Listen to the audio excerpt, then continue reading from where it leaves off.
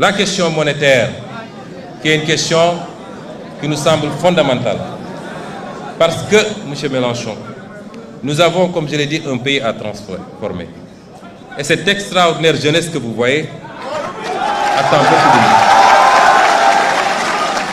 Et c'est pourquoi le plus difficile, ce n'est pas d'avoir un programme avec des axes que nous ferons ceci dans l'agriculture, ceci dans l'industrie, ceci dans la fourniture des biens et services de première nécessité.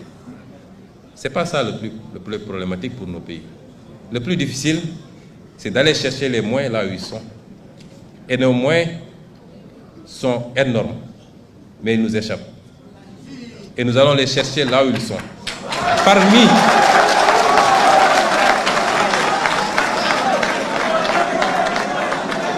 Et sous ce chapitre, je voudrais dire que la monnaie, tout autant que l'impôt, est un puissant levier économique et un instrument de souveraineté. Vous avez tantôt parlé de souveraineté. On ne peut pas en passer, imaginer une seconde que la France puisse avoir une monnaie qui ne lui appartienne pas véritablement. Aucun État digne de ce nom ne doit sous-traiter sa monnaie. Et en guise d'exemple, le général de Gaulle, qu'il avait si bien compris qu'à la veille du débarquement de Normandie, lorsque Winston Churchill lui fit part de l'intention des Américains d'imposer à la France, après la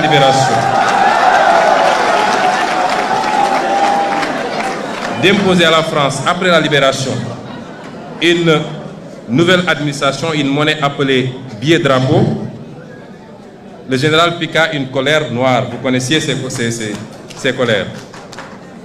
Allez, faites la guerre avec votre fausse monnaie, rétorqua-t-il. Ce billet ne circula que peu de temps en Normandie, notamment un seul mois, deux ou trois mois, de juin à août 1944, avant d'être définitivement retiré. Voici ce que nous en disions sur la question monétaire dans notre ouvrage intitulé « Solutions pour un Sénégal nouveau ». Je disais alors que nous optons sans équivoque pour une sortie prudente de ce système exsangue, car les banques centrales ayant perdu toute initiative de change pour maintenir ce taux de réserve, compriment nos économies et réduisent l'activité interne par une limitation des émissions monétaires. Ce que nous proposons, c'est de restituer à la monnaie ses fonctions d'écoute et de financement de l'économie par la formulation de l'offre des productions à l'exportation et à la consommation intérieure, l'appui aux politiques industrielles, et j'en passe, et j'en passe. Et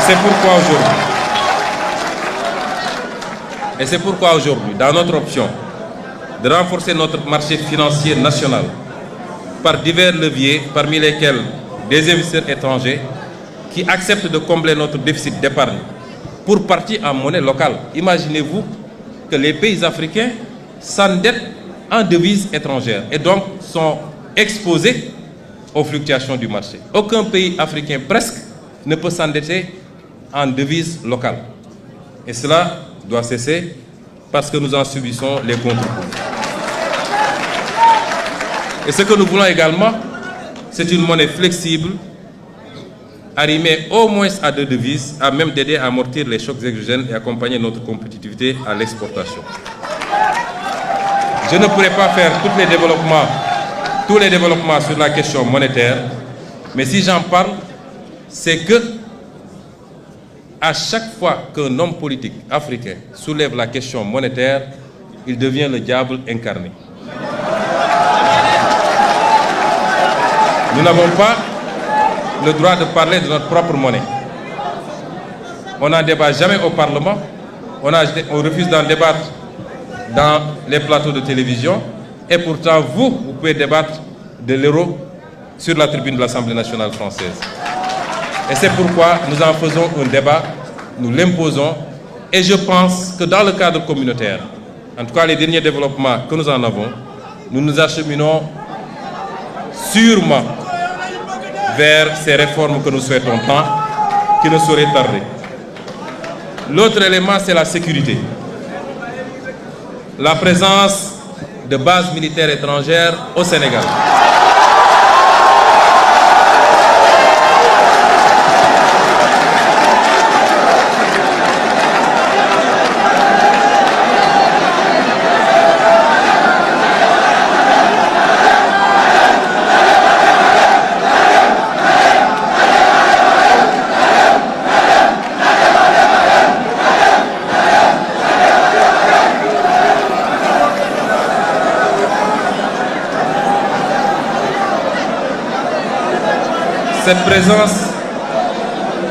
Cette présence de bases militaires suscite des interrogations légitimes, plus de 60 ans après nos indépendances.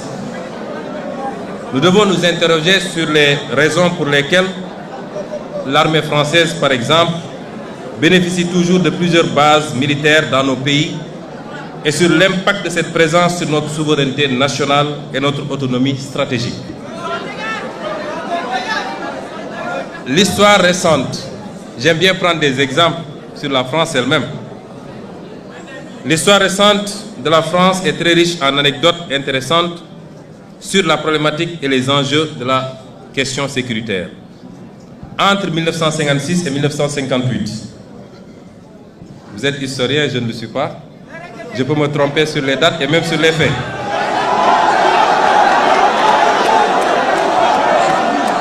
Mais entre 1956 et 1958,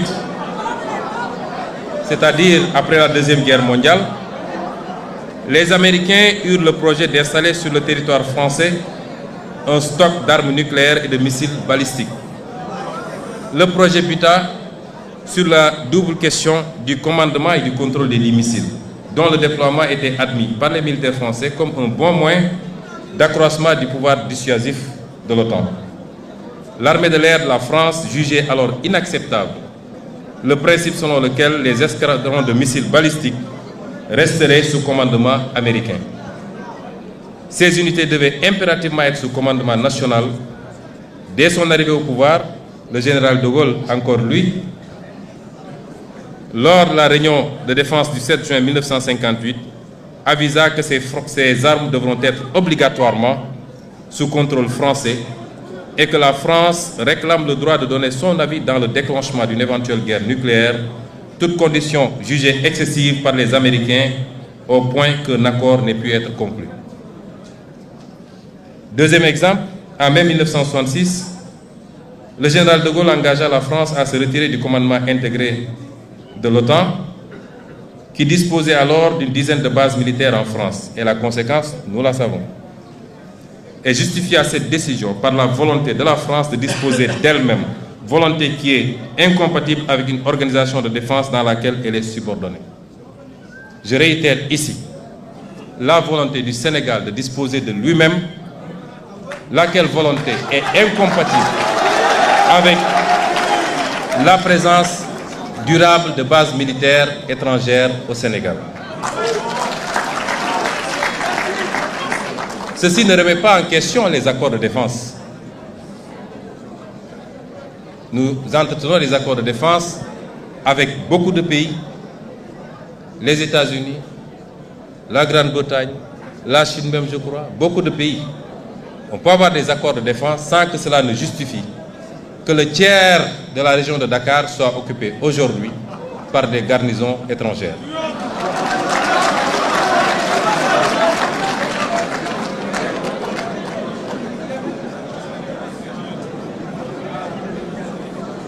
Le quatrième point, c'est le juste gain sur nos propres ressources naturelles. Nous l'avons dit plus haut, le modèle que nous voulons pour nous repose sur une mobilisation optimale des ressources endogènes. Nous disons merci à tous nos partenaires.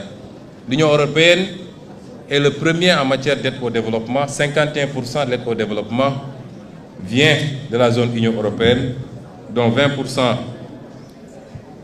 de l'Union elle-même et les 80% du cadre bilatéral. C'est une bonne chose.